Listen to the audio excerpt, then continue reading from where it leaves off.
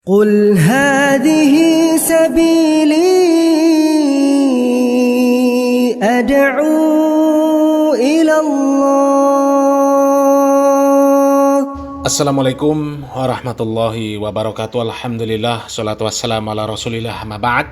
Kaum muslimin yang dirahmati Allah subhanahu wa ta'ala, kita membahas dongengan dari para habaib kaum muslimin. Dan kali ini kita kembali membahas ceramahnya Pak Novel, Novel Al-Idrus. Karena dongengan dari bapak yang satu ini memang sangat membagongkan kaum muslimin. Sudah ada beberapa video dari Pak Novel ini yang pernah kita bahas. Di antaranya ada yang dikatakan oleh Pak Novel ini bahwa nasib dunia ini ada di tangan Habib yang ada di Indonesia. Kemudian kalau Habib yang ada di Indonesia ini aman, maka dunia ini akan aman.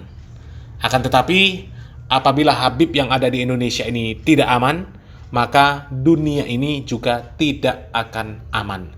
Bahkan dunia ini akan dihancurkan oleh Allah Subhanahu wa taala. Lah, selama ini para habib yang ada di Indonesia kan aman. Tapi kenapa dunia banyak yang tidak aman? Kita lihat saudara kita di Palestina, tidak aman. Kapan amannya mereka? Jadi habib yang ada di Indonesia ini kemana selama ini? Termasuk Pak Novel Al-Idrus, apa nggak lihat? Itu kan bohong kaum muslimin, ya. Kemudian ada lagi ceramah Pak Novel, katanya ada habib yang bisa mencabut ruh, kemudian bisa mengembalikan ruh tersebut hanya untuk menunjukkan bahwa dia ini adalah benar-benar seorang wali, bahwa dia ini memang benar-benar memiliki karomah. Wong karomah kok kayak sulapan ya. Kalau mau bisa langsung ditampilkan. Atau memang para habaib yang katanya wali, yang punya karomah, yang katanya sakti, sebenarnya mereka ini tukang sulap, bukan habaib, bukan wali. Hanya pakaiannya saja yang kayak orang soleh, padahal tukang sulap. Kayak tukang sulap yang ada di pasar-pasar yang jualan jamu, ya, pakai peci putih, pakai surban, kemudian pas mau menggelar sulapan baca bismillah, baca zikir, tapi nipu jualan jimat, jualan raja, ya. Itu nipu. Dan kali ini kita akan menyimak lagi dongengan dari Pak Novel. Kita simak videonya. Saya mengisahkan ini karena ini masih anaknya Mbah Buyut saya sendiri, Habib Abu Bakar bin Abdullah Al-Adni. Saya kan marganya Al-Idrus. Tahu artinya Al-Idrus? Nah, yang namanya Al-Idrus itu singa raja hutan. Dulu leluhur saya dikasih julukan Al-Idrus karena di antara para wali di zamannya, beliau adalah pemimpinnya. Jadi kalau kakek saya pimpinan para wali, saya paling ujungnya, titik-titik ketularan kan gak apa-apa gitu ya. Jadi moyangnya Pak Novel ini katanya pimpinan para wali. Jadi wajar kalau kemudian keturunannya ini ketularan dikit-dikit. Ketularan apanya, Pak? Ketularan wali. Ini maksudnya apa ini? Apakah Pak Novel ini punya sisi-sisi kewalian? Apakah memang sudah pengen dianggap wali? Ya, kalau memang punya anak ya gampang jadi wali murid. Ya, kalau waliullah ya jauh lah. Waliullah masa kalau ceramah isinya dongeng, isinya cerita-cerita karomah yang nggak jelas asal usulnya, ya kan? Coba kita lanjutkan lagi kaum muslimin. Nah, kakek saya itu punya putra namanya Abu Bakar Al-Adni. Disebut Al-Adni karena memang tinggalnya bukan di kota Tarim, tapi di kota Aden.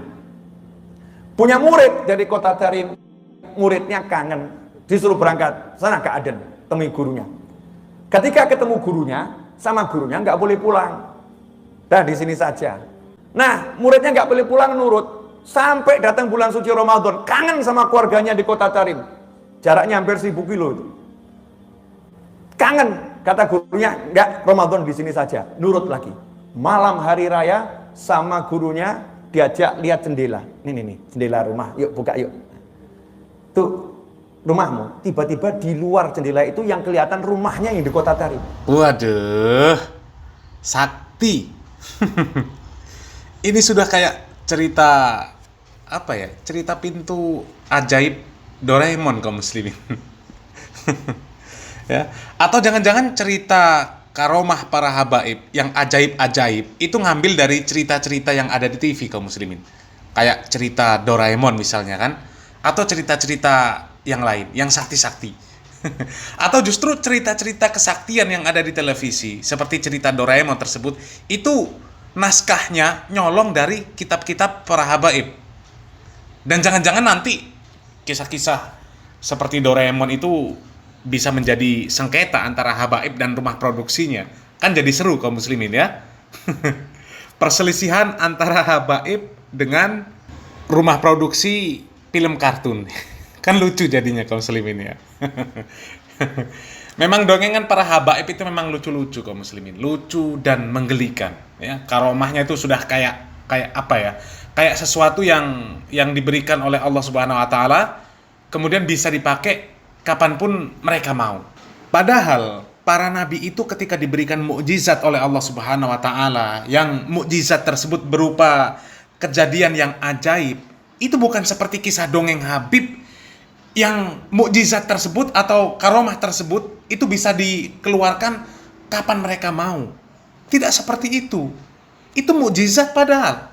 Ya. Misal Nabi Musa ketika bisa membelah lautan. Nabi Musa itu nggak ada rencana yang sebelumnya itu sudah disusun untuk lari ke laut, kemudian sampai di laut kemudian akan memukulkan tongkatnya, kemudian laut akan terbelah, kemudian Nabi Musa menyeberang dengan para pengikutnya, kemudian ketika Fir'aun dan pasukannya menyusul sampai di tengah laut, kemudian air lautnya menyatu lagi, dan kemudian menenggelamkan Fir'aun dan bala tentaranya. Tidak seperti itu. Itu semuanya berproses alami. Ketika Nabi Musa dikejar oleh pasukan Fir'aun, kemudian mentok sampai di laut, tidak ada tempat untuk lari lagi. Barulah kemudian turun wahyu supaya Nabi Musa ini memukulkan tongkatnya ke laut. Kemudian laut terbelah. Jadi nggak ada rencana sebelumnya seperti itu. Begitu juga dengan Nabi Ibrahim. Tidak ada Nabi Ibrahim itu tenang-tenang ketika mau dilempar ke kobaran api. Dia bakal bisa menjadikan api itu menjadi dingin. Tidak. Tidak seperti itu. Tapi ketika Nabi Ibrahim dilempar ke api, kemudian api menjadi dingin atas perintah Allah Subhanahu wa taala. Itu karomah. Tapi karomah Habib yang diceritakan itu kan sudah seperti ilmu sulap. Bisa dipamerkan, bisa dikeluarkan kapan dia mau, bisa dimainkan kapan dia mau. Ya, ini kan bohong namanya. Jadi kalau karomah yang seperti itu ya sudah sama dengan tukang sulap. Bukan wali itu, bukan karomah, tapi itu trik untuk nipu ya. Untuk nipu kaum muslimin. Kita lanjutkan lagi kaum muslimin. Rumahmu? Iya. Itu anakmu? Iya. Tambah sedih. Kenapa? Oh, lihat anaknya main-main malam hari raya. Kangennya luar biasa. Terus gurunya mau begini, pengen pulang. Iya, tapi yang ngebayang tuh, aduh pulang ini sampainya berapa bulan gitu ya. Kapan sampainya ini? Ya udah pulang sana. Didorong keluar dari jendela sampai kotanya langsung. Allahumma sholli alaihi. Ini loh pengikut Nabi Muhammad SAW. Halah, ini wis gedabrus pol kaum muslimin ya. Karomah kok kayak sesuatu yang sudah punya pribadi, bisa dikeluarkan sewaktu-waktu. Cobalah baca kisah Ashabul Kahfi, kisah karomah orang-orang soleh yang terdahulu ya. Yang ada beberapa pemuda yang kemudian di dalam gua tertutup dengan batu guanya. Ya. Katakan kisah Ashabul Kahfi lah, yang tertidur selama 300-an tahun lebih. Apakah mereka itu sengaja tidur selama itu? Tidak. Tapi kita lihat karomah para Habib. Ada anak-anak Habib yang dari kecil tahu-tahu jadi wali. Bisa lomba terbang anak-anaknya. Kalau nggak dipanggil sama bapaknya suruh turun, anaknya yang terbang itu, katanya anaknya ini bisa terbang sampai tembus ke langit. Ya, ada yang kemudian ketiaknya katanya bisa dipakai untuk ngirim surat dari Indonesia ke Belanda. Ada yang katanya anti mati. Itu semuanya bohong kaum muslimin, bohong. Itu bohong yang diciptakan untuk mendoktrin kaum muslimin, supaya kaum muslimin ini memuliakan para habaib entah bagaimanapun kondisi para habaib. Ya. Kalau kita simak ceramah Pak Novel tadi, ya, itu kan kayak kalau benar-benar umat Nabi pasti punya kesaktian, punya karomah yang hebat. Abu Bakar Al-Adni itu siapa kaum muslimin? Siapa? Lebih pantas siapa disebut sebagai umat Nabi? Apakah Abu Bakar Asy-Siddiq atau Abu Bakar Al-Adni? Ya jelas Abu Bakar Asy-Siddiq kaum muslimin, tidak diragukan lagi. Beliau salah satu manusia terbaik setelah Nabi Muhammad SAW. Generasinya generasi terbaik. Tapi nggak sakti. Jadi janganlah membodohi umat ini dengan dongengan-dongengan yang seperti itu. Seolah-olah kalau umat Nabi benar-benar mengikuti Nabi, maka akan menjadi sakti. Akan punya kesaktian, punya karomah. Padahal Abu Bakar Al-Adni yang katanya moyangnya Pak Idrus ini, ilmunya mana? Siapa yang pakai ilmunya? Ya, tidak ada yang pakai. Mana ada ilmunya dipakai para ulama, dipakai para ustadz, dipakai para kiai untuk mengajarkan anak-anak di pondok pesantren, mengajarkan bagaimana tauhid yang benar, bagaimana ibadah yang benar, bagaimana muamalah yang benar. Kan tidak ada. Kok dibangga-banggakan? Ya.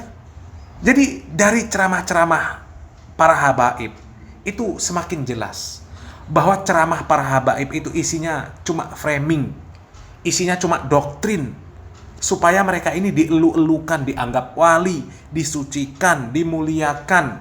Nanti kalau sudah mati, namanya disebut-sebut sama jamaahnya untuk tawasul. Ya Rabbana ya Kudus, sahilana bil fulus, kertas merah yang halus-halus, bil barokatil al-gedabrus. Na'udzubillah min dalik. Ya, semoga para jamaahnya ini bisa cepat sadarlah ya, dan belajar Islam yang benar. Salam waras, salam akal sehat. Barakallahu fikum. Wassalamualaikum warahmatullahi wabarakatuh.